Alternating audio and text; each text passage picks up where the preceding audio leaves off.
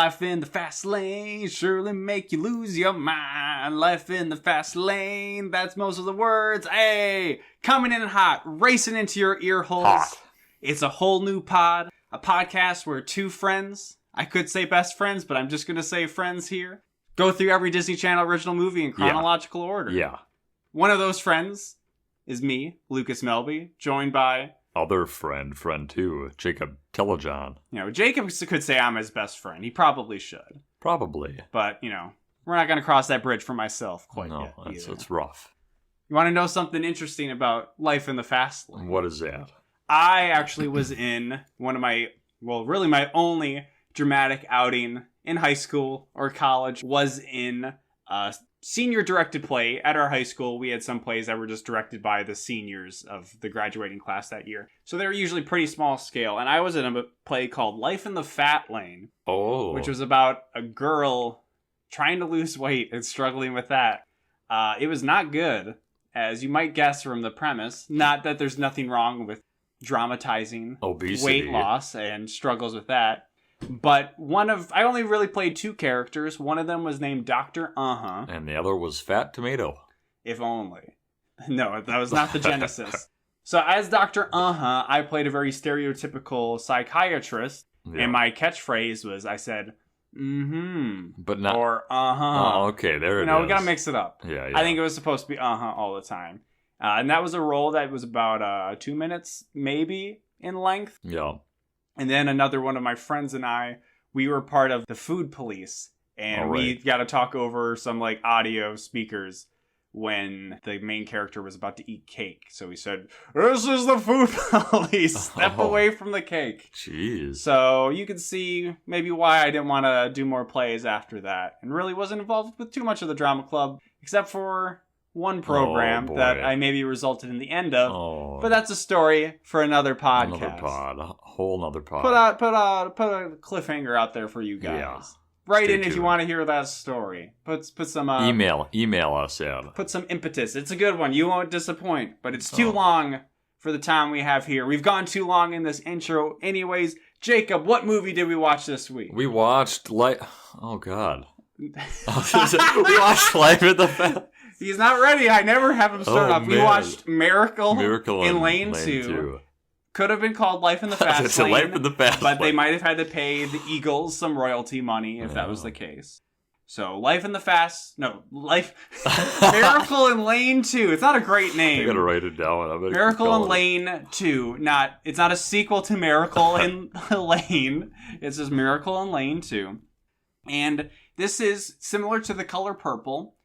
Based on real life events. We get that right at the beginning. The Color Purple? The Color Purple.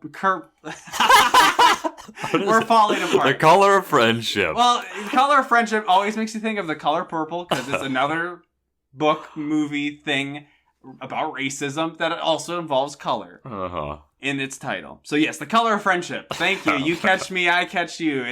We are best friends. What is happening? So yeah, like The Color of Friendship, it is about a real life event. It's about a real life person. Yes. And we get that right away. The first thing we see after, I don't know if we even see the title right away or not, but we see based on the life and events of Justin Yoder, who is our main character. Yes. But it's more exciting for us to say that maybe the biggest star that has been in DCOM so far.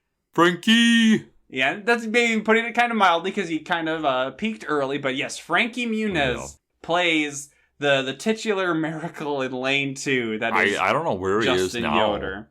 Has he resorted to drugs and... I think he's kind of just probably coasting on Malcolm in the Middle royalty money. He's got money for life. Trying to become, he's trying to become like an Instagram influencer or something. In the preparations to this movie, I kind of came across some Frankie Muniz stuff. Yeah. In particular, one tweet that got quite a lot of traction. From him? Yes, over 200,000 likes. Okay. Where he says, when you look in the mirror and realize you'll never be as good looking as Zac Efron, and you'll always be Frankie Muniz... You'll always be a Frankie Muniz looking motherfucker. Imagine being Frankie Muniz. So He's in a good place right now. He's having fun with it. No, I think Frankie Muniz as well. And he is very much also research related to this. Malcolm in the Middle. This was the year of the DCOM, the year 2000. Yes. And that was actually the year where the first season of Malcolm in the Middle aired. Coincidence? And I think the time frame probably lines up that about as the first season was finishing, this is when this would have aired on DCOM, on Disney Channel. DVR. And it seems like whoever wrote this movie knew at least something about Malcolm in the Middle, because Frankie Muniz, as Justin Yoder, plays a very Malcolm-y character. Yes. Instead of talking directly to the camera, he will have a lot of narration and very snide, kind of snarky comments coming breaking throughout. the fourth wall. There's some looking at the camera, I think, early in the movie. Yes, but if he's looking at the camera, really that's the thing with Malcolm is he looks directly at the camera and talks. Where this, Yeah. his mouth won't move, but he might be kind of talking through his thoughts to the camera. Yeah. So they're drawing a very strict line between the two characters. True. But let's get further into it. The first shot, we get panning shot, nice kind of cinematography being brought here of a panning shot of a suburban house. We get the narration right away. It's the crutch in the year of the DCOM is plenty of narration. All the narration. And we get Frankie or Justin. We might call him alternatively one or the other throughout this episode. Yeah. But he's describing his family. Oh, his dad, he's a painter. He works really hard. Yeah. His mom's a realtor who also works really hard. And his brother's an asshole. Well, not really. He doesn't. He kind of gives Seth his brother is named Seth, who is a big sports star, I guess. He looks up to him a lot. We see a bunch of trophies in the house. Seth is just amazing at everything he does. Everything. And then as he's talking about his mom, she's on the phone, and we get to see his dad come up and very aggressively kiss her while she's talking on the phone. It was an aggressive kiss, not just a peck on the lips or cheek. It was like a tongue down your throat, tickling your tonsils. And it's only a tease that it's only the beginning of their love and their affection. As we'll go along, it will. There's a lot of sexual tension that might be happening throughout this movie, and not just with those two either. Which is weird because, this is a Disney Channel original movie. Ugh. But one other character we need to mention is Old Man Vic. Yep. Who we see as Seth and his friends are playing basketball in the driveway. And he's driving by in his pickup truck. And one of the kids is like, he's trying to make like a basketball pass, but the ball literally flies. It's at least like, I don't know. It's way out of reach of whoever he's trying to. I am not athletic, and I could have even made a better pass than and this. the ball just hits the car, and he stops, and old man's like, "You're gonna kill somebody," and then drives off to the next house because they're neighbors, I guess. Neighbors, yes. And the really closing bit of narration we get is we see our main character Justin looking out the window, and he is wheelchair bound. That is important to note, and we almost didn't mention it. No, we didn't. So. But yes, we see that he's wheelchair bound, and this comes off right after he's talking about Seth, and he says, if Seth is perfect, then I'm special. At least he doesn't say, like, something worse. I'm just special. So, as he's looking out the window, we see that the family is prepping for a funeral. Yeah. And one of the uncles, somebody's uncle. Yeah, Frankie's Justin is talking about the funeral. And then he rolls off. We get a fade to white, and then there's a smoke kind of transition. And he starts saying, "Hey God! Hey God!" He's in heaven. But or something of the sort. His heaven is like a racetrack. And like it's very simple. It's just it's probably it's a green screen racetrack, whatever, laid out, and there's just a car, and there's God who is in the form, we'll soon learn, of a race car driver named Bobby Wade. Not a real race car driver, but there was at one point a Vikings player also named Bobby Wade. On the back of his shirt, he's wearing a white t-shirt. On the back of his shirt, it says God. Yes, and then on the front, it says, I don't make mistakes. Yes, so Frankie, or Justin's rolling up to him in his wheelchair and saying, God, just randomly. It seems like he's done this before. He's used to talking to God in the form of Bobby Wade. Yeah. But for some reason, he hasn't brought up that, hey God, why the fuck did you put me in a wheelchair? And then God... Was it a mistake? And then he turns around to show off the shirt, because God has great comedic timing and is omniscient, so he can predict these things to make funny jokes then. So I had done some research on this movie, as I often do, to see what it's about. And in the cast list, seeing if there was anybody else I knew besides Frankie Muniz, I saw an actor listed as God/Bobby Wade. So I'm like, oh... that's kind of weird that he is going to talk to this like race car version of God. I figured it'd be like maybe a one-off thing where it's in a dream sequence later on in the movie. This is we checked the clock. 2 minutes and 31 seconds. Within the first 2.5 seconds, or 2.5 minutes, we get Frankie Muniz talking to God in the form of a race car driver. Yeah, so... Yes. This movie, yeah. And more than once. We say life in the fast lane. This movie comes at you fast. There's a lot going on in the probably about first half an hour or so of this movie. Yeah. But then we get a transition out where his mom comes in and is like, hey, Justin, what's going on? And we see him just looking at a poster in his room of Bobby Wade. And I would think God would not like him to deify, idolize this poster, create his own God in Bobby Wade. Stop that, Frankie. Stop deifying Bobby Wade. Has the funeral happened, or are we getting to that? No, I mean, he's still in his room. Okay, yeah. So then they're at the funeral. Yes. Okay. Where their narration continues very heavy again and is in a very Malcolm in the Middle fashion. Frankie's sitting, or Justin's sitting in the middle of the aisle, and he's thinking. Yeah, not a very handicap or disabled friendly church. They're maybe not ADA compliant completely. No. But it's, I guess, for some great uncle that they don't really know that well. And Justin's just really in awe of all the people that are there. They're all crying. Yep. The guy's got a lot to say about him. The priest who is eulogizing him, saying really great stuff. And then Justin begins to imagine what it would be like at his own funeral. Yes, because the face of the uncle's, his face morphs from the uncle's picture to Justin's Next face. to the coffin is a picture. It's not the dead body of Uncle whatever morphing. So yeah. What kind of? It's very bad. And then the priest is like, Justin... What to say about him? He was in a wheelchair. Yeah, he really hems and haws for a while. We see the crowd. And that wheelchair was amazing. And he goes into like a minute or two just throwing off all these details about the wheelchair. It's got this custom chrome finish and these brakes and Yeah, but he even takes a while to get to before he starts gushing about the wheelchair. And the crowd is all like, as opposed to the uncle like, where they're crying, they're all just kicking back, talking to each other, not caring. And then as soon as the wheelchair comes out, it like comes out from behind his coffin. And Justin is in the casket. He's laying in the casket. Yeah. Well, he's sitting up, and he's like... Actually, before he starts gushing about the wheelchair, he pops up and he's like, come on, you got nothing else? Give me some juice! He says, give me some juice. Then the priest remembers, hey, he had a wheelchair. Yes. And then, it comes out, there's a spotlight on it, and everybody's just like, oh... As he's going off all the features of the wheelchair. So we're getting the sense of where Justin is mentally. He feels just where he feels forgotten. That everybody sees him as just being in a wheelchair, and it's very limiting to how he feels about himself and what he feels like he can do in life. And then after the priest is done describing the wheelchair, well, kind of like during the middle, Justin in the casket chimes in. What about me? But it says it out loud. Yeah, it's not just... And it's like, Frankie, this isn't Malcolm in the Middle. You can't just say stuff out loud. People will actually hear you. And then he actually says that. Did I say that out loud? Yeah. And then it just like zooms in on his face, and then it's just like, ba-dum-bum, and then end of scene. End scene. So...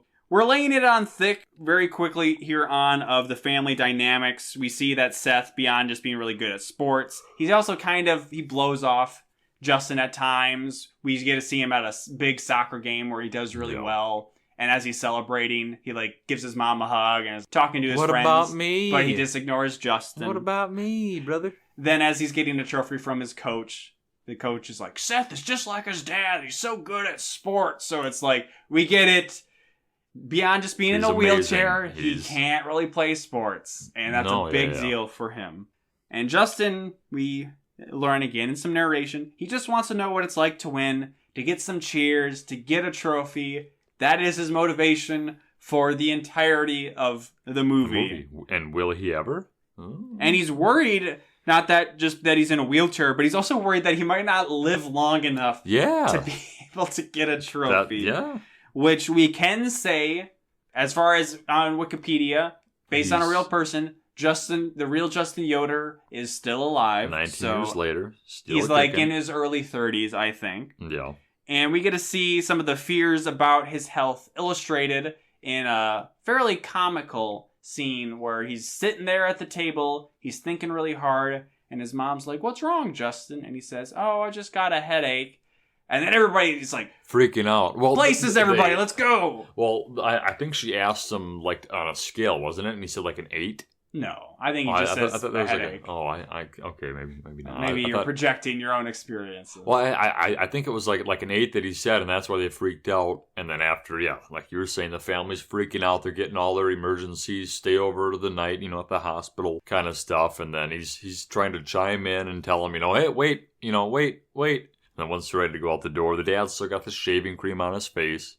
He says, "Wait, it wasn't pain or not." He that just says kind of it's headache. A thinking headache, and they're like, "Oh, Justin, you and your frail body that we're worried will stop working at any moment." Yeah.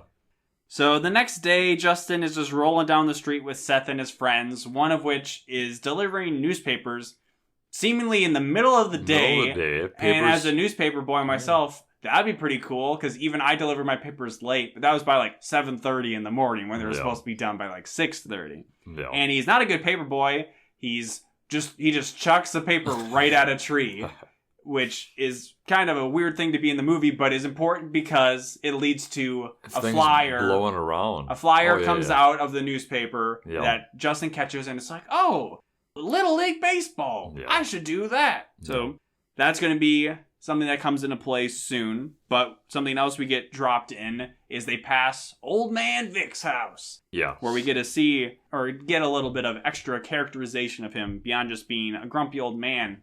I hear he cuts up kids and puts them in his shed. Ooh. I guess I didn't catch that part. Yep, he's a scary dude, which is kind of messed up because it seemingly he's the only black person. That's in what I was going to say. We go from the color of friendship to this African-American male cutting up bodies and putting it in his shed. Not cool. Frankie Muniz. Why did you sign off on this?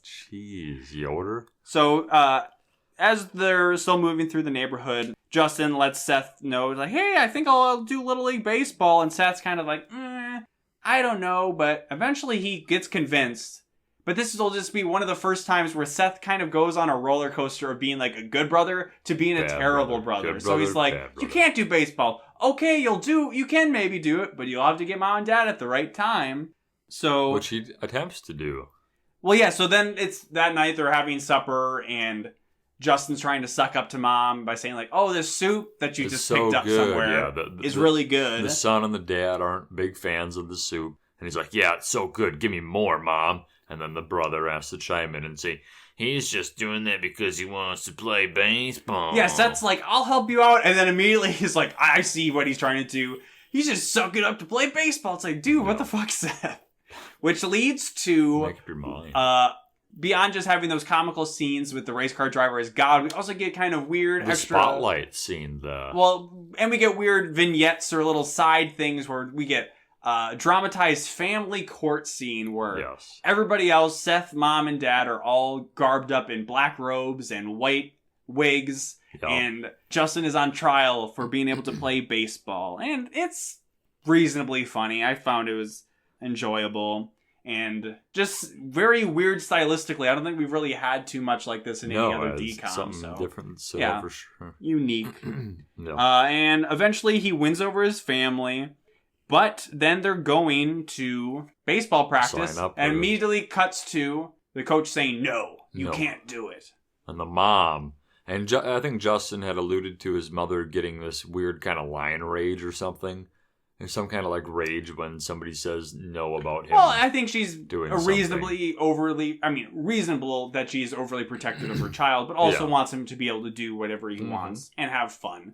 And accommodations could have been made. We talked about he could have had a designated runner or something. Well, and I think right when he says no, there was like a lion roar or some kind of like growl or something. Yeah, there's some comments about how his mom is kind of a mama bear protecting the baby bear. That's what it was. So. At one scene, they cut to like an actual bear. Yeah, which is another goofy little cutaway motif thing, along with the family court stuff that comes up a couple of times. Yeah. But as they're driving to baseball practice, and as they're talking to the coach, Frankie Justin is just slurping down on this giant Slurpee. And I was both hoping, but also figuring out that, like, yes, this is going to come into play somehow, but I would love if it didn't. That he's just sitting there drinking this huge Slurpee. They add in these very elaborate slurping sound effects. But what happens is, as the coach is maybe starting to be like, well, maybe Justin throws up all. It's not, it's mostly just expelling the Slurpee. The blue it's stuff not, onto full his face. vomit. It's onto the coach's face and everything. So was not expecting that, really. No, that was... And we get to learn through Seth being a dick once again that Justin can't control his bladder very often, so sometimes he wets himself, and also can't control his gag reflexes. So sometimes he throws up on himself. I think at one point we find out how many times he did that or whatever throughout the week when he's at the doctor or something. Yeah, not fun stuff. No. So Seth's like, Justin ruins everything. Dad can never come to my games because he's working so hard to pay off his medical bills. Yeah. And Justin just ruins everything. It's like, fucking settle down, Seth. Seth goes much deeper into that a little later, too. And Seth, at this point, says he doesn't want Justin at any of his games anymore. No. So. And Justin's like, well, I can't be on the field. I can't be in the bleachers. What can I do? This is true. So Seth, we get to see in a couple of scenes that he's getting taken off somewhere by his dad. And Justin's like, where's he going? And they're like, oh, it's a doctor's appointment. What kind of doctor? Didn't he go last week? Oh, just don't worry about it. Yeah. But at the time, we figured it was some kind of like secret sports thing. Yeah, sports like. But it'll come to be revealed later on that it's... in fact, medical. And it's kind of... dark. Well, not dark, just serious for a DCOM. Okay. Yes. It's a more serious subject matter, which we'll get a decent amount of in this movie. So Justin, having failed at trying to get into Little League Baseball, has turned his sights onto chess to hope to get a trophy, which is reasonable as he's trying to be so trophy hungry and is fixating on all these sports. There are plenty of things you could do. Yeah. That you could do in a wheelchair. You could do chess. You could later on in school get into academic stuff. You could do paraplegic stuff. Well, yeah, obviously, I guess I don't know. I would think the Special Olympics was a thing at this time, but we see as he's going to the chess tournament that he's more interested in just getting a trophy rather than earning a trophy. Yeah. Because as he wheels up to the table to get registered for the chess tournament, the lady there says, oh, we've got two different groups. We have 8 to 12-year-olds and like 13 to 15-year-olds or something like that. And you look like you're about 10, right? And he's like, yeah, I'm 10 when he's actually 12. So he's actually 12 to 15 and like, lower than that. So he's thinking, I'll get an easy win over these younger kids when we also had learned that he is very new to chess and hasn't practiced a lot. Yeah. And he loses to a kid. And he isn't so pleased. He didn't get his trophy. He's wheeling away, and he comes across a car show that has a big trophy. So he talks to the guy. How do you get that? And he's like, what is that for? Cars. And he notices a car, a familiar car. Well, not a familiar car, a familiar face next to a car. Yes. Which is Old Man Vic. But Old Man Vic got a sick-ass ride, a classic red convertible. Yes. Don't ask me the make. I'm not one of those people. But it's a nice... classic car at this classic car show. Yeah. But the way it's judged to who gets the car is it's a donation thing. Who makes the most money? Yeah, so people have to donate to them. They don't say what the cost is. What does the money go for? Yeah. Hopefully they don't just pocket it, because then they get a trophy and a bunch of money. But it seems that Vic is not so much of a people person. He's like yelling at people. There's people checking out his car. He's like, get away, don't touch my car. Well, literally all we've seen of him up to this point is him yelling at people. Yeah, so he's shoving the box to get people to pay in like people's faces, and nobody's giving him a single dollar. And then Justin rolls up and says, hey, Old Man Vic, or something along those lines. You want me to help? I want to help? What could you do? So he takes the box, and literally 2 seconds later, somebody who's shoving money. The people start shoving money into this box. The first person, literally, with the way it lines up, she would have just been walking past it, and she's like, now I have money in my hand because there's a wheelchair kid. So. And he notices, he's like, so what are you getting out of this? And Justin's like, I just want the trophy. And then at first he's like, no. And then he just hands him back the box, starts rolling away, and he starts doing that 3, 2, 1. Wait. And he calls him back. Yeah, so then he gets him all the sympathy dollars. Yes. And Old Man Vic wins, and we kind of thought he was going to cheat out Justin. Justin's nurse or doctor's there too. Yes, that's true. And is this when he asks her about his brother? Yeah, she asks, "Oh, how's Seth's doing?" And she's like, "What do you mean? Well, didn't you just have an appointment with him?" No, I didn't. What's going on? Interesting.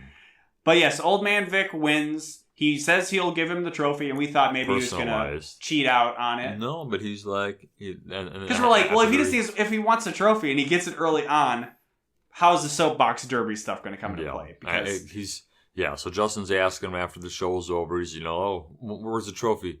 It's going to get shipped. Oh, when's it going to get here? A week, they said. So we see a montage of him, checking off this little countdown calendar he has. Binoculars looking out the window at the neighbor. And he's just waiting and nothing's coming. Wastes a little bit of time. He tries to investigate what Seth's been doing. So he finds in some day planner of his parents an appointment with a doctor, something, Dr. Walters or something like that. All he finds in his parents' bedroom, though, is it? That's true.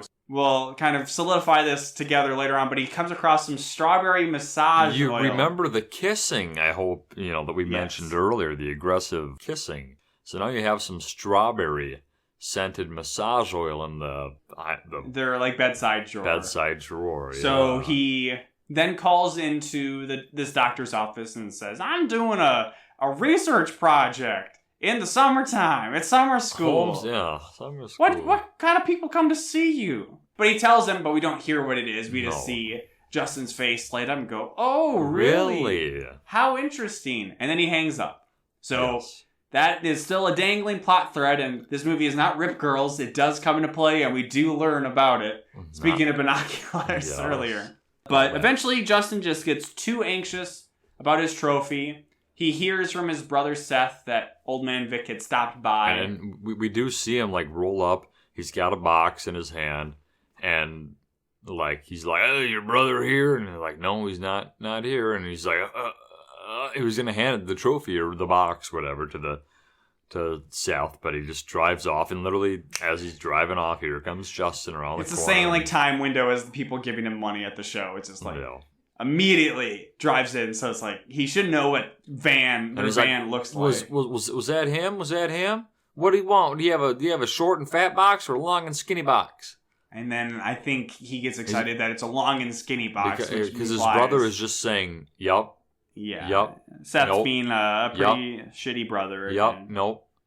So he gets anxious. So he's like, "Well, I'm gonna go right to his house. I could wait, but I don't want to wait." So he goes to the front. He can't get up to his door. Seth asks him, they need to bring in groceries, and Seth asks him, "Oh, are you going to help me with groceries?" And he's halfway down the street, and he's like, "Nope."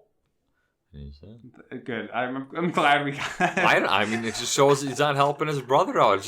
It's making his brother hate him even more. We'll get into it. Justin's not the best brother either. No. So he gets to Vic's house. But he can't get up to the door because there's some stairs in the way. So he starts chucking rocks at the house. And we thought he was going to break a window. Too predictable. He does not break a window, but we'll see that he's going to break something. Some kind of glass. Because he wheels back behind Vic's house, finds his garage where... The bodies might be. Well, no, that's the shed. That's the shed. He's got a lot of places in his backyard. So he goes into the garage, which is where the classic car is held. And he sees a box high up on a shelf. It says metal. It says, contains metal of some kind. And he says, "Trophies are made of metal." I never got a trophy made of metal. Plastic. But, maybe for a car show, since they had all that money coming in, they could buy a good trophy. Yeah. So he grabs a broom and starts trying to knock down the box. And it's 6 feet in the air. Yeah, it's very high up. Out of his reach. It's kind of rocking the shelf it's on. The shelf's a little rickety. Yeah. And lo and behold... Timber! Falls down, hits the classic car, but also hits a lever to a lift that was holding up the car. So then the car rolls away into some trash cans. We'd later see that the bumper's just trash. It's all smashed in and stuff. But we don't get to see Old Man Vic's initial reaction right away. We just cut to another family court session. Everybody's in their wigs again. Yeah. Justin's the defendant, and he is found guilty. Yes. Guilty of what, you may ask? Being a bad person. No, of basically fucking up his car, so he does not get the trophy, and he is sentenced to work to pay off his debts with Vic. Yeah. And this is where I think I have in my notes that the writers of this movie really want the parents to fuck. Or basically implies that they are, because we get that aggressive kiss at the beginning. Yes. We get the strawberry massage oil, which was like, we're already kind of like, oh, that's kind of weird in a kid's movie. It's kind of like a DreamWorks thing of like, we're going to put this weird like sex joke that only the adults watching this. But then another one comes in. And then they bring back up the strawberries where after dinner one night, Mom's like, what about some strawberries? Or there's like, actually, no, it was even before that. Like, that comes later on, but it's like, the dad's like, hey, the kids are gone. Yeah. Don't you want to stay? And she's like, no, I got to show some houses because I'm a realtor. It's been so long. She's like, I would love to. And then later on, I'm just bringing them all up here so we don't forget any. Later on, we get after dinner when they're like, how about some strawberries? And they run upstairs. Yeah, and I think Seth says something. Do they have strawberries in their bedroom? Why do they keep strawberries in the bedroom? And Justin's like, that's not, or he says something like that. It's like, you don't want to know. Yeah. And it's like, okay. Please no. It's real life, based on real life, events. This happens, When you have a kid in a wheelchair, you gotta, you need stress relief. Wow. But also, you need to keep an eye on your kid in the wheelchair because he does bad stuff a lot. Yeah. And not just puking up Slurpees on people. So, he's working for Vic. Has to do some chores to pay off the car. And he sees the aforementioned shed where he maybe does not keep bits of children that have been cut up inside of it. Yeah. And he's kind of looking around, says, oh, what's in the shed? And Vic says, it's private. Stay out. Don't go in there. Yeah. So, wondering what's in the shed, who better to ask than God? So, Justin goes to God. Always. But doesn't even really ask him necessarily about the sheds, which I thought he was going to. But then he's like, God, what's your plan for me? I don't think you have a plan for me. And then God's like, what makes you think I don't? Maybe I do. And then he's like, God, why haven't you solved famine and like death and stuff? And he gets pissed. God. Yeah, we hear like thunder and like lightning in the background. And Lucas has said something about like some atheist thing. He was like kind of like, well, it just seems he weird. He was ridding the world. It was already weird for them to, personify or anthropomorphize God in this movie. Weirder still that it's in the form of a race car driver. Yes. And then weirder still, but reasonable that like, hey, if I was in a wheelchair, maybe I would question my faith too. Yeah. But yeah, weirder still for the character who is actively talking to God to be like, God, I think you're kind of fucking up. I think you could do better. He's pissed, so Bobby Wade is not happy. So that kind of doesn't really go anywhere. And then it's back to Vic and Justin. They're working around the house. They're having a nice conversation. Vic's kind of asking him about what all of his medical issues are. I think he has cerebral palsy and some other stuff that, just a whole bunch of rough stuff that, as we mentioned earlier, could shorten his lifespan considerably. Yeah. And it's a good conversation. Vic's like, I like you, kid. You're good people. So Vic, deciding that he fully likes Justin, says, I'm going to leave you alone. Keep working. I'm going to go drive off and get something. No. And Justin, not being a very good kid, immediately goes into the shed. First thing we see, Bobby Wade poster. The same one Justin's got in his bedroom. The exact same. And he's like, wow, he likes racing too. Oh, tits. So yeah, we see the poster. We see some trophies with cars on them. There is no Randy Moss poster. Do need to mention that there is a Randy Moss poster in Justin and Seth's bedroom, not in the shed here. No, Vic not a fan. Vic's a fan of Michael Vick. Wow. But yeah, we see trophies. We see a boxcar or soapbox derby car, which is what the trophies are for. We see a picture of a little girl and woman, we assume we'll learn are his wife and daughter. Yes. And he comes across like a video or a film reel projector. He puts like a reel on it and it starts playing in fairly good quality. It's projected on a bed sheet that I guess this is how Vic normally watches it. And we see it's his daughter racing along in some cars or something. Yeah. And then Vic comes in and he's pissed. He's really mad. He says, "Get out! Get off my property!" No, and I kind of just wanted him to just somehow just like just throw Justin in his wheelchair out the door, or just wheel him out. But like in Mac and Me, when the kid's falling down the hill in his wheelchair and then falls into a river. He's letting Justin take his time to wheel on out of there. So well, that's very considerate. Very thoughtful. Because Justin is not very considerate of it. That's his private stuff. But despite getting yelled at, Justin is now inspired. He sees soapbox derby as something... It's the best thing ever! Oh my god! It's something that he can do in being a paraplegic. And he tells his parents, and they're like, okay, sure, that sounds cool. But we're too busy to help you. How about you ask Vic? And he's like, uh-oh. Right, and he's like, yeah, okay, we can do that. And luckily, his mother was making some cookies. Brings some cookies over to Vic as a peace offering. Asks him to teach him about soapbox derby stuff, and he says he'll think about it. Yeah. And he ultimately ends up deciding to help them out.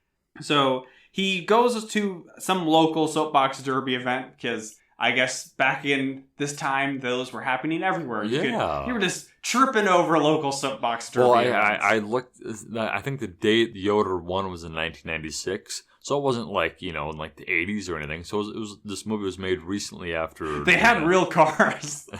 Why weren't they driving those?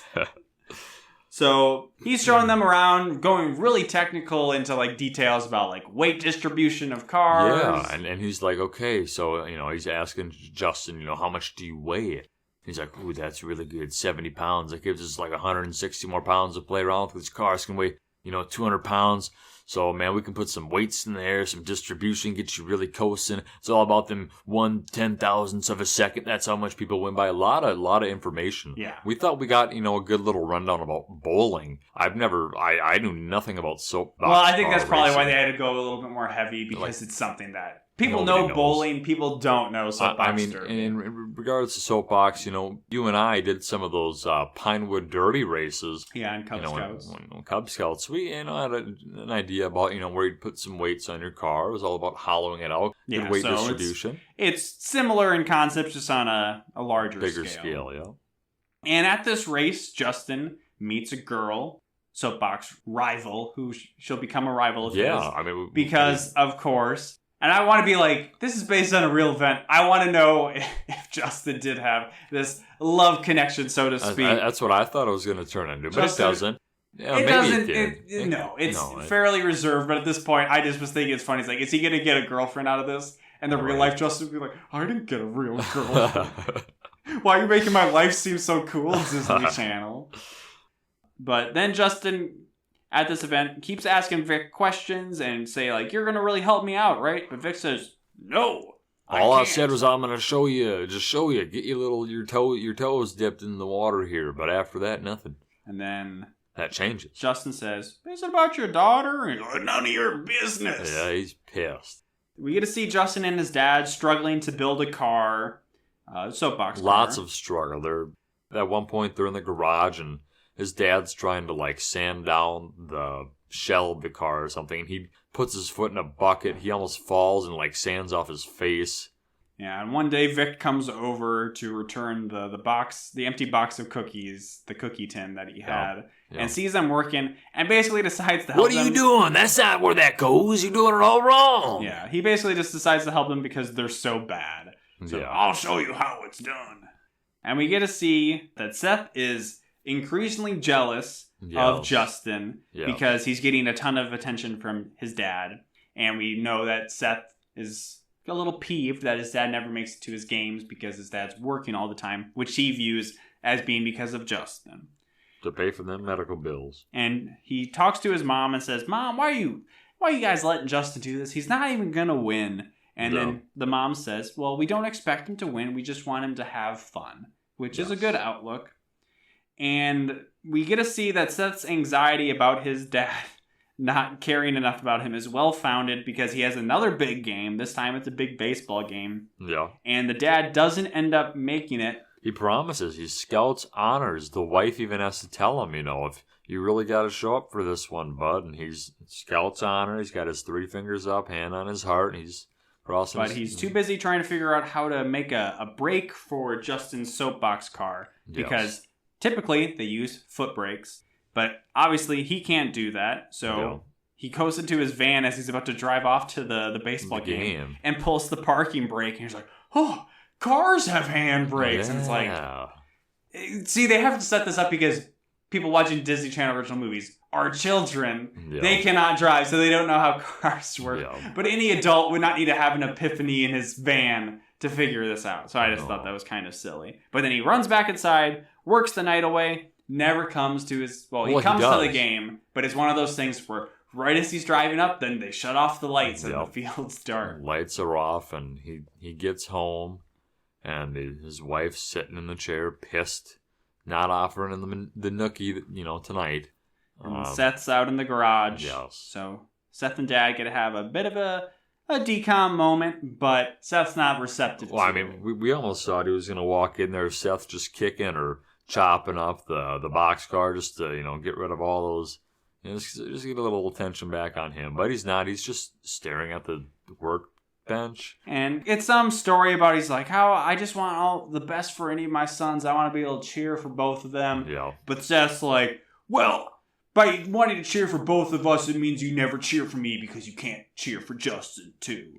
And it's like, dude, I can understand you being mad your dad doesn't come to your stuff, but you are being jealous of your brother who is in a wheelchair. Yeah. Like, you should not want to have to trade places with him. He would definitely want to trade places with you. Well, and he does. Earlier in the movie, we see that. I said his brother's like his biggest fan, Yeah, Justin is at least an admiring little brother, if not always the best brother either. So the next day, Justin has a test drive with Vic and his parents. But as he's going down the street, he crashes into a tree. And we learn that this is because the steering wires have been crossed. So it's not steering properly. And we're meant to believe, Justin approaches his brother at home. And, he's accusing him. He's like, you did it. You crossed the wire. This is, again, similar to Rip Girls, where this was something I never would have gone to, it being in a DCOM. That's Seth dark. Would sabotage it. But we do learn that it was actually the dad who screwed up. But this results in a huge blow up. Yes. Heavy shit alert because Justin's going off that you did this because you hate me, you're jealous of me. You're not mentally stable. Yeah, he's like, what? What are you talking about? You're crazy. And Seth's hanging out with all his friends. And Justin says, I know you go to a shrink. So I know there's something wrong with you. And Seth's like, don't do this, Justin. And he's like, you're crazy. And Justin says, I want to beat your ass just like a regular brother would. And he's like, yeah, he just starts going off. But I can't because you're in a wheelchair. Yeah. I hate you. I wish you would die. I wish you were dead. So it's like, whoa.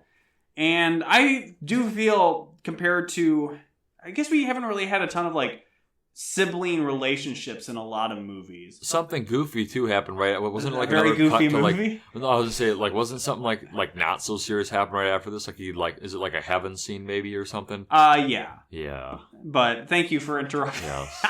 Well, I just just wanted to make. But I was saying this is a fairly. I have two brothers. I feel like this is a realistic depiction of brothers where you are sometimes up and down. You're like them, but it's not always easiest to get along. And this seemed like on both sides, both of them are being dicks in the situation, but it's from each person's point of view, it's a reasonable blow up for both of them. Fair. And yeah, if we get a cut away from this heavy stuff to another scene where Justin goes to talk to God. He's not. And I'm like, this is going to be goofy that he's just going to this weird side thing, but God's not there. He's not there. It's God?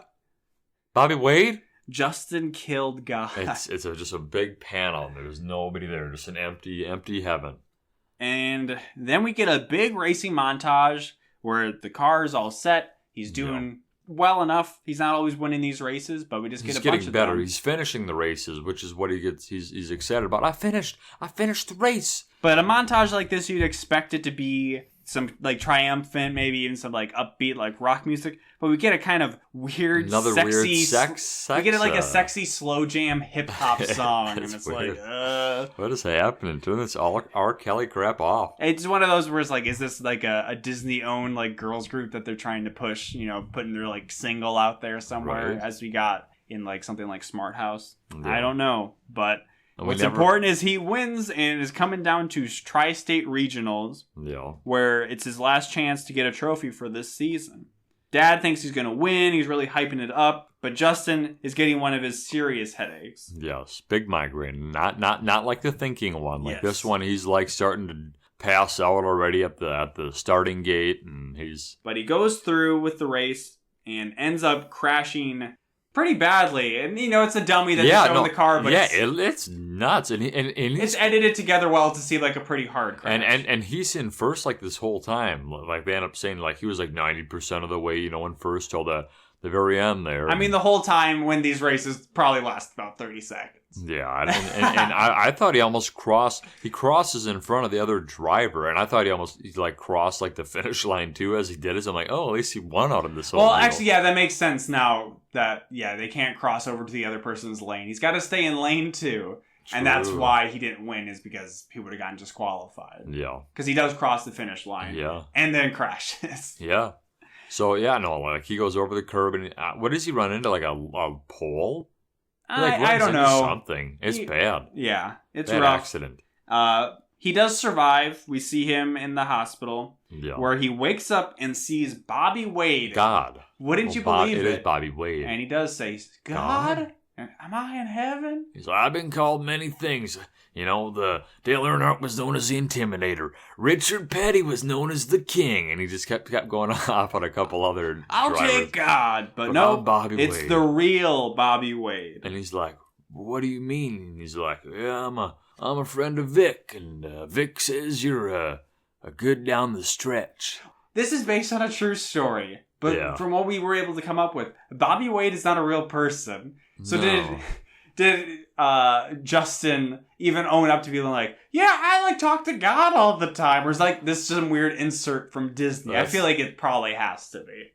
Yeah. And then it's like, was Vic actually like a NASCAR mechanic at some time? Or is that just made up for this? Maybe he's not even really in Justin's life. Maybe it's just some... all we see at the end of the movie, spoilers, we do see real pictures of Justin, but we do not see his mom or dad, I don't think at all. No we don't Vic, see Vic no or Bobby Seth. Wade. So we don't know any of what's true about this.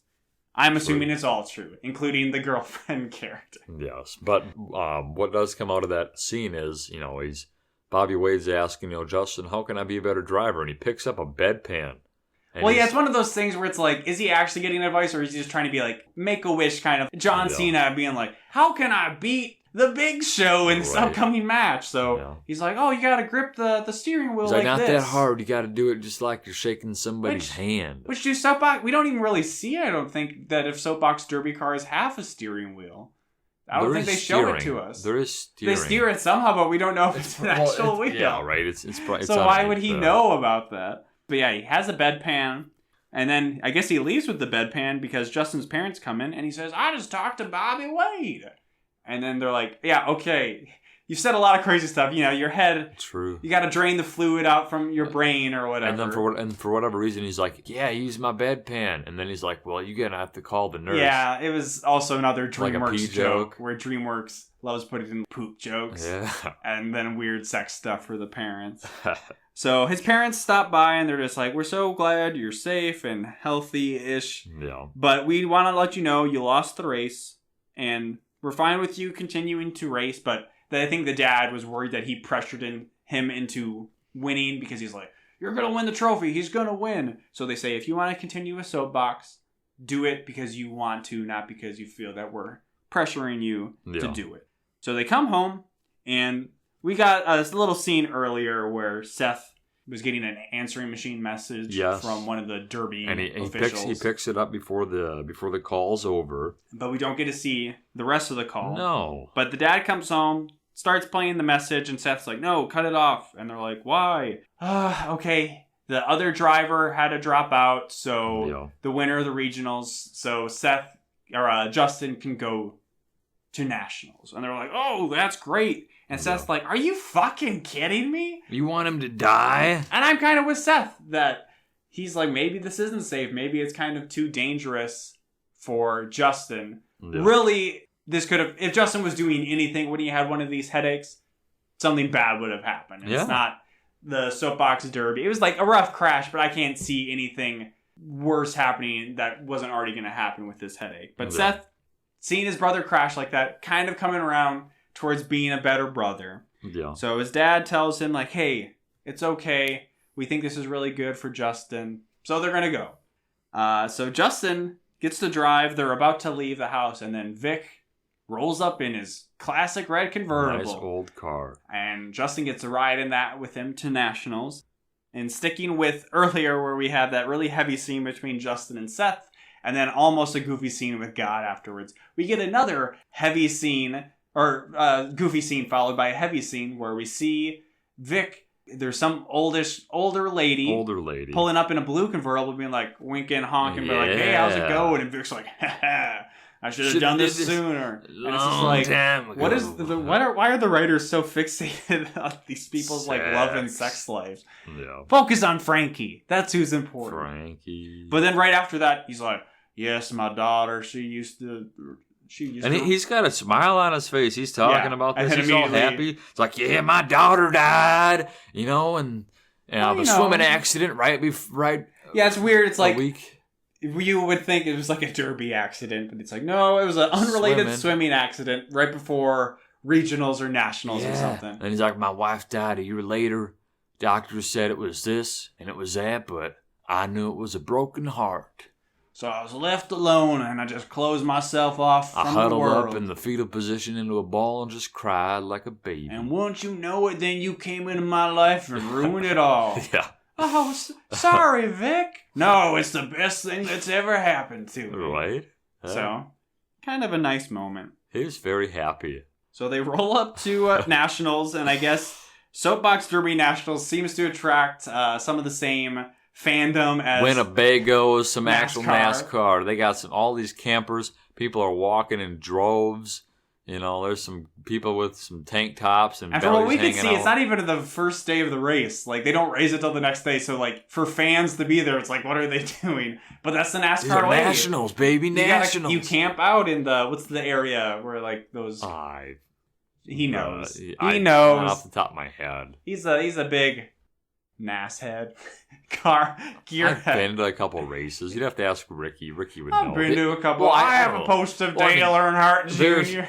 There's the infield that they have at NASCAR tracks, which is literally the infield that's inside of the track. But then, there's also, I don't know, just the riffraff, the parking lot. Like, that's kind of how it is, where they do like tailgating, like in the massive. Usually, it's like a big field. Maybe all these people are just walking from the field. So. One of the people they run into is the dad of another racer. The racer? We know her. Yes, she's the girl rival from earlier. And the dad, I guess, is like a former soapbox champion himself and now is working with like his daughter. That's what like Vic was saying. Vic knows him. Yeah, he's known him.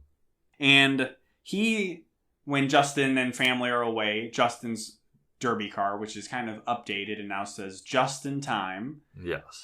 He scopes it out, looks under the hood. We thought it was going to maybe like... You thought it. I'm like, I no. Did. Well, I called it before he looked inside of it, and then here he goes, he's looking at it, and, he's going to cut the brake wire. Peculiar. He's taking notes. I'm like, they can't have fake sabotage and then real sabotage. But he did, not to the car, but he did try to sabotage Justin. Well, he was just following the rules. Yeah. So we get to see the rules committee.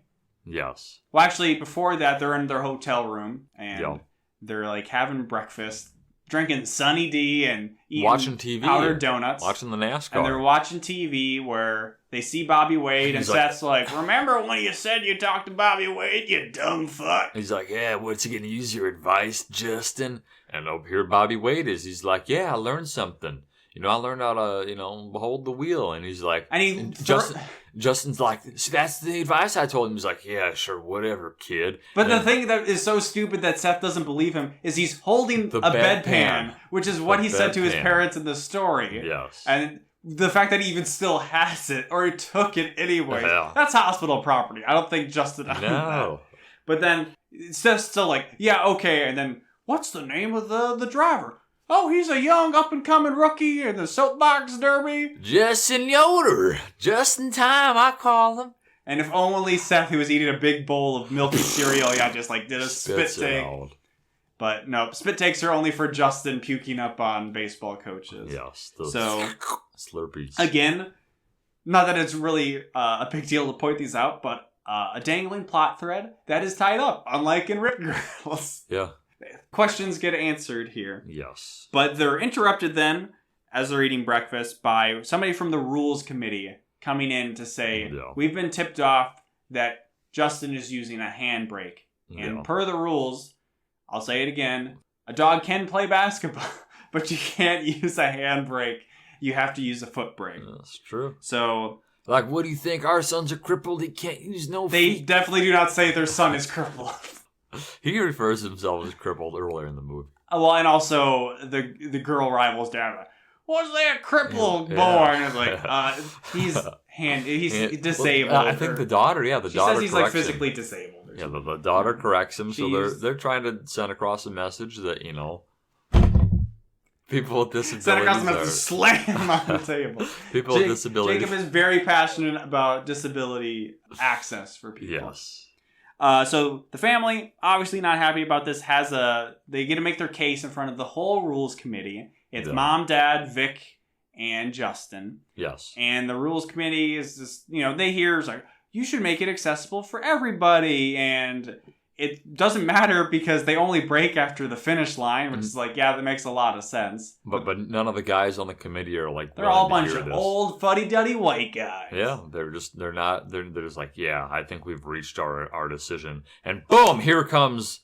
As they're raising their hands to vote. It comes in brother Seth. Bear, brother Seth.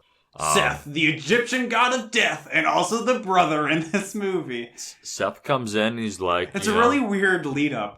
Where he's like, I think school's really important, don't you guys? Yeah, like the soapbox derby we think was really about education. Yeah, well, I got a good education. You want to know what I studied? I learned about media access. Media access. Which I'm like, is that going to be like something being like he learns subtitles in movies or... I thought it was going to be some connection where you should be able to allow people... He's like, and as soon as he sees that, we start seeing lights flashing on in the background behind the tarp. And he's like, well, the last 2 hours, you know what I've been doing? I've been calling all the media outlets in the tri-state area. Which is like, what is this class? How to call local news channel? Like looking up a number, looking up their tip line or something? Right. I would have aced that fucking class. He opens up this tarp, whatever. They're in a tent pavilion thing. Yep, and dozens of reporters start coming in. They're taking pictures of the guys. I don't know why you need to be taking pictures of them. They're not doing anything. They're just sitting there and just... Well, it's more dramatic than to see video cameras come in. Yes. And then one of the old fuddy-duddies whisper to the other, like, so much for the decline of our education system. And then there's the weirdest transition that is unlike anything in the movie where it's like they do a camera shutter sound, like or whatever. And then it's like they took a picture of him, but it's like in newsprint where it's like his picture fades being like cartoon or like black and white pixelated. And then it's just, that's it. Yeah, no, one of the old men. I said one of the fuddy-duddies. Yes, the pictures of him. And so it's unlike anything else in the movie. And unlike anything else in the movie, then we get a montage of Frankie or Justin racing, but it's all from the perspective of Seth filming from a camera, which you've never seen him film before. We saw the mom in some scenes. But now he loves his brother. And he's just hamming it up, saying a bunch of really dumb stuff. And then he sees, at one point in the camera, he sees Justin looking over at that girl, and he's like, oh, the boy cub has felt the fire in his loins. I was like, what is up with these writers? Everybody's fair game for fucking... So that ends, and wouldn't you know it, it's going to come down to the final race. In the finals, it's Justin versus the girl, who I don't remember her actual name. I don't even know if I'm sure we learned it, but I don't remember. It's an inevitability. As soon as you saw this character, it's like they're probably going to be in like some final competition against one another. Yeah. But based on a true story or not, he wins the race. I assume he still won in real life, but he wins the race. Oh, yeah, he definitely wins. He's like the first handicap. And as a fun Easter egg we saw at the end, as we saw the real pictures of him, is the real Justin Yoder is actually one of the people in the audience for one of the race scenes cheering. So that was kind of cool. Yeah, I didn't notice that. But... And actually, I should have mentioned that before the final race kicks off, Seth comes up to Justin and tells him, like, hey, I know I've been shitty, but like the truth is, I think you're amazing. You're my inspiration. You're my hero. Yeah. And they're like, hey, we need to get this race.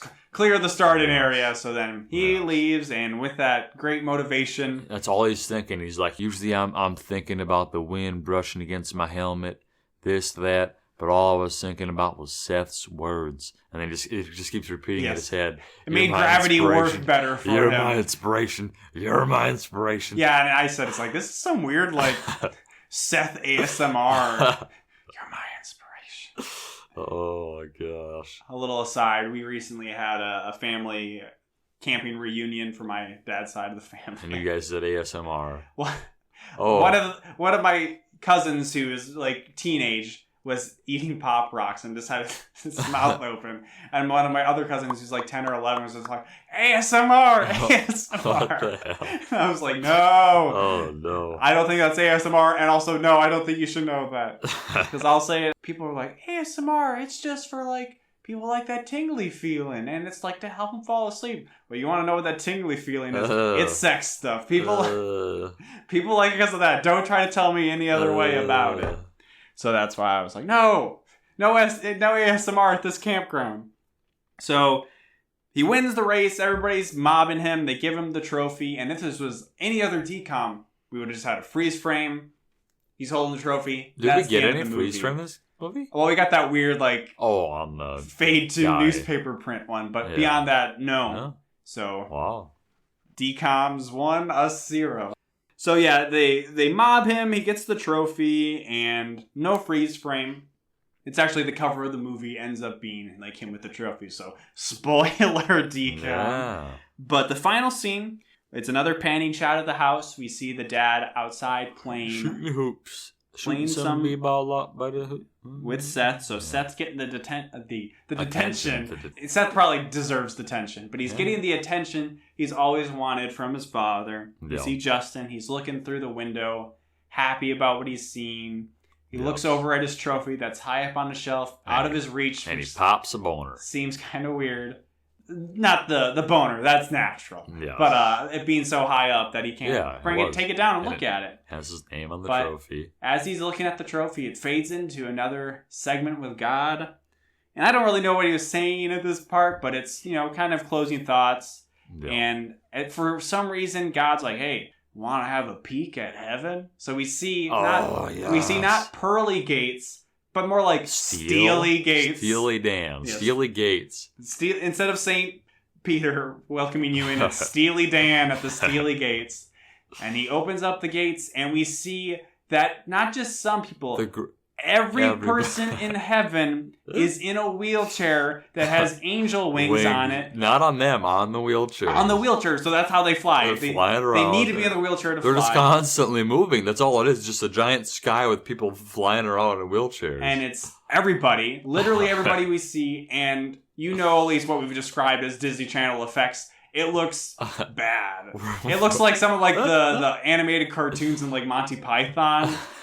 And those are meant to like kind of look bad and like unsettling, and that's what this looks like. And then Justin says, "Perfect." And that's the end, and that's after that we get to see the real pictures. Miracle in Lane Heaven of Dustin and Heaven in Lane 2. Justin.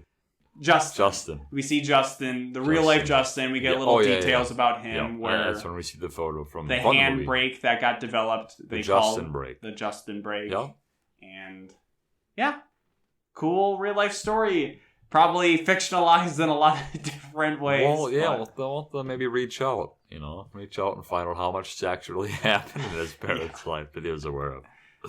We'll get Justin Yoder to be at the beginning of this. Hey, this is Justin Yoder, and you're listening to a whole new podcast. Let's go. So, final thoughts. We won't forget them this week. We forgot them briefly last week, or 2 weeks ago for Rip Girls. Hey, we're on time again. Yes. But I think this was, like some of the other movies, like Don't Look Under the Bed, like this could function as a real movie. I could have seen this being... a real movie made in the 90s or early 2000s that could have gone to theaters. There was some fun goofiness to it that actually, with like the family court stuff and God, and even God, it was different. Eventually peters out towards the end because God briefly dies. Yeah. But it's some unique kind of stylistic flourishes and some turns that we weren't expecting. Dealt with some heavy topics. Answers that we wanted. We finally got answers to. Yeah. Answers to our questions. I don't think I just felt that a lot of the relationships were believable, like the parents working hard and doing their best, and that making one of the sons frustrated, and both brothers butting heads. I felt like it was fairly well written beyond the weird like sexual undertones to some of the scenes. So, Jacob? No, I'd have to agree with all those points. I like the fact that it wasn't like most DCOMs surrounded around a relationship, or we didn't really hear any. She does at the very end say, you're pretty good for a rookie or something. She's like, and then he's like, you're pretty good for yourself. Not the rookie part. Not the rookie part, but you're still pretty good. So, I mean, it answered most questions that I had, other than goofy ones. But good movie, fulfilling in different aspects. And Frankie Muniz was very good in it. Yeah, oh yeah. Great acting. I mean, we said very Malcolm in the Middle, but like, that's his major role, and he brought that over here, and like, the narration was funny. Yeah. He was kind of a shitty kid at times, but it was very enjoyable. Every actor and actress did a good job. There wasn't anybody's performance that stood out like, this is kind of cringy. Seth, his brother, was actually recognizable to me, too. I couldn't say what he's in, but he's not as big of a star as Frankie Muniz. I was kind of hoping we'd see more of that girl's dad, because the dad I'd recognized, too, in other movies. But I feel like he's like a bigger jerk in other movies. Like, he didn't really have big of a role in this one. He just kind of... He did call the boy a cripple, so... He did that, and he looked inside the car, but other than that, we didn't really... We saw him at the end, like at the trophy, he shook the hand of the dad. Yeah. So Frankie Muniz and Seth were both well cast and well acted. Yeah. Now it's back to Life in the Slow Lane now that we're done with Miracle in Lane 2. But if you want to write in about how much more of a fast lane life yours is from ours, write us at awholenewpod@gmail.com. Like this email we got this week. Ooh. We got this question. From the movies you've watched so far, which character or characters do you each find to be most similar to yourself? Oh, man. And that comes in from longtime listener and single episode contributor, Dustin. Wow. Do you know him? I don't know if I know him. Dustin. Sounds familiar. Well, maybe we'll have to make Dustin more than a one-time contributor. One-time appearance, Or he can just write us some good questions like this. Yeah. So, again, who do you most relate to in the DCOM so far? I've had time to think about this, so I'll go first. Oh, golly. And I'd say for me, it's probably 3-ish characters. Johnny Tsunami. No, not Johnny Tsunami. I would say, well, this kind of makes me wish that we could make, like, how BuzzFeed has those personality quizzes you can make, or that you take, where it's like, which DCOM character are you? And I want one where no matter what, you just get Sweet Lou from Alley Cat's Strength. Yeah. It's like Sweet Lou or the haunted bookshop owner in Under Wraps or something like that. But I'll say, coming from Can of Worms, probably the first character I related to most was Mike, who, as we know from the Barnabas the Dog Alien, is Mike Pillsbury, voiced by Malcolm McDowell. Yeah. I probably relate most to him just outright because kind of a nerdy guy, bit of an outcast, didn't always fit in, had some interactions with popular people. He's a bit more of an edgelord with me. He got the girl in the end. Yeah. He might have been from a different alien race. But again, I was, more relate to like the social outcast and nerdy aspect of him. Not so much I accidentally gave Earth away to all of these aliens. No. That just makes me think, Can of Worms. That's a pretty good movie. I like Can of Worms. True.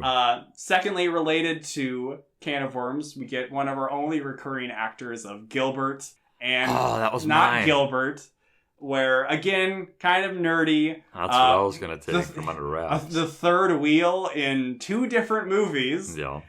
So I can sometimes from relate Under to that. Wraps, and then also the third wheel to Mike and whatever that girl's name was.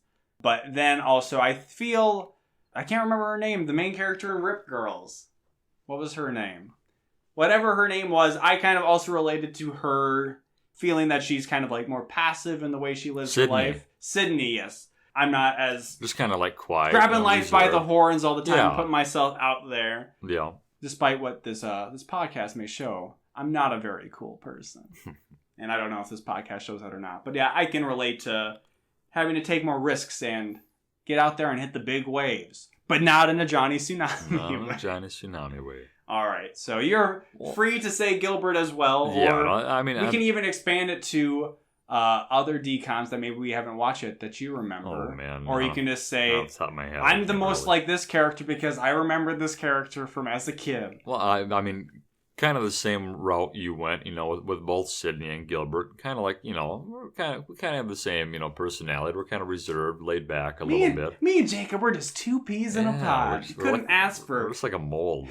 Two better friendly co-hosts, not best friends. Don't put that word in my mouth. No, not happening. I'm more like a Chaz Michaels, I feel like. It's Chaz Anthony. Chaz Anthony. Yes, I wish I could be Chaz Anthony. I didn't even want to say it as a joke because I'm not like, not Chaz Anthony. I don't remember his name. Who knows? But I think we all wish to be Chaz Anthony. Yes. Chaz Anthony is our spirit animal. Yes. So thank you, Dustin, for the great question. Thank you. And maybe that'll give people inspiration for other types of questions you can ask. Yeah. And again, the email address is awholenewpod@gmail.com. Twitter account is a whole new pod at all a whole new pod. A whole new pod at all Twitter. A whole new pod. A whole new pod, all one word. Yeah. Jacob _Telejohn, JACOB_TELLIJOHN. That was more not intelligible. It was the opposite of intelligible. It was easier to understand than what you normally do. Wow. So, and like us on places where you can like us. Yeah. iTunes Spotify, or Apple give us Podcasts. good reviews. Write us. I got one of my cousins to follow us on Spotify. I'm sure he Nice. hasn't listened to anything, but he might. Shout out to you if you're listening. Yeah. Shout out to anybody Shout outs that's to listening. shout outs. Yeah. Yeah. You're shouting out to my cousin, not just any generic person. Well, maybe listening. anybody. Everybody. Hey, you. Is anybody listening? Thanks for still listening. Write in if you're listening. Yeah. Comment, rate, subscribe. Hey, girl, the whole new pod, big fan. I'm just letting you know I'm listening right now. All right, thanks. We need that. Thanks, Dustin. And that's a race. That's a wrap. We waved the checker flag. The checkered flag. Yes. We crashed after the finish line, but we still won the race. So, sorry, I'm tooting. Well, maybe I shouldn't say we did crash. That could all depend on Yikes. our good friend Jacob's final words. Will we crash or not? Will we win Best Picture for the movie Crash that most people did not like very much? Crash Bandicoot. Is that what you want? I guess. Boo-da-ba! That's what the mask says. Oh. Somebody stop me! Oh, God. Smoking!